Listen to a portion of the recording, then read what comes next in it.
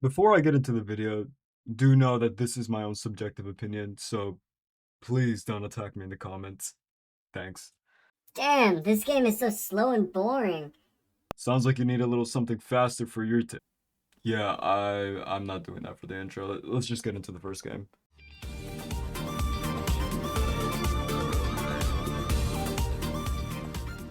The game Evade is based off another game named Gary's Mod, and inside that other game is a mod, which sounds dumb now that I'm saying it, but it's whatever. Which, to simply put it, it's just a bunch of Nextbox following you around, a bunch of PNG images, and they just kind of follow you relentlessly. Which, to some people, they can find it like very scary, but honestly, me personally, I think it's very funny. Especially with that decoy glitch, which causes them to say the same line like a million times. It gets very loud. But I'll give credit where credit is due. I feel like the developers wanted to create some sort of incentive for you to go and actually help another player. So for every revive, you do get $20, which does keep the game replayable.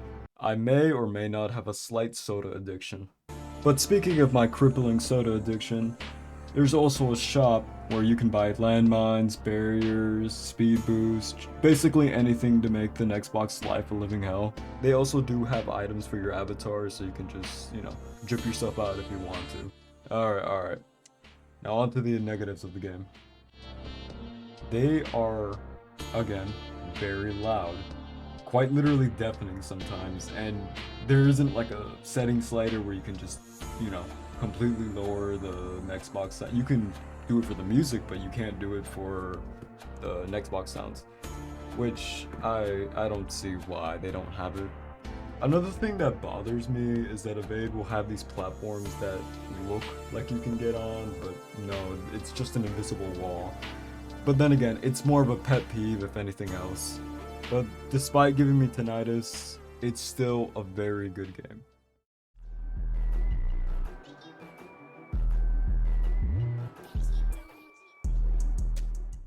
Nico's is another Gary's Mod game with the objective of running away from Nextbox. I swear, bro. Nico's Nextbox is very similar to Evade, but it does have its own key features that differentiate it from Evade. I promise you. For starters, the game actually has you compete against other players to gain points for first, second, and third place. Running around, getting high speed, b-hopping and trimping, whatever. But I feel like I should talk about the smaller details of the game. The shop is just amazing to look at, with its music, its great UI, the amount of items, it's great. Some items in the shop do have game-changing properties to them, like the wave gun, the discombobulator, and even the possessor, which using them keeps the game refreshed just for an extra few rounds, Another thing to note down is that the dance animations are surprisingly good. They're compatible with both R15 and R6 avatars because the game does let you choose. And the music for the game and for the dances, it's just... Yeah, it's pretty cool. Thank you, Nico Patty. But the game isn't perfect, no doubt.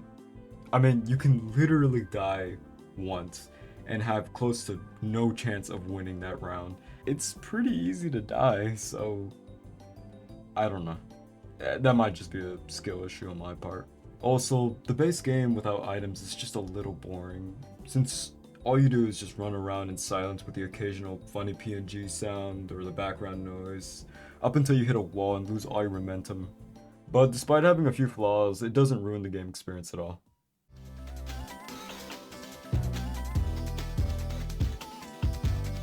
The base premise of the game is just to tag whoever the game tells you to tag, and avoid who you need to avoid. But there is a favorite amongst the game modes, and that's Crown. The taggers yearn for the Crown game mode. The Crown is given to a few players, or if the mode goes into solo crown and only one person gets the crown, God forbid, and the rest of the server becomes peasants, which only puts a target on your head for the crown because, then again, nobody likes to lose.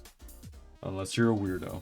But a thing that this game gets right is the parkour, the vaulting over things, the rolling, just click with the game.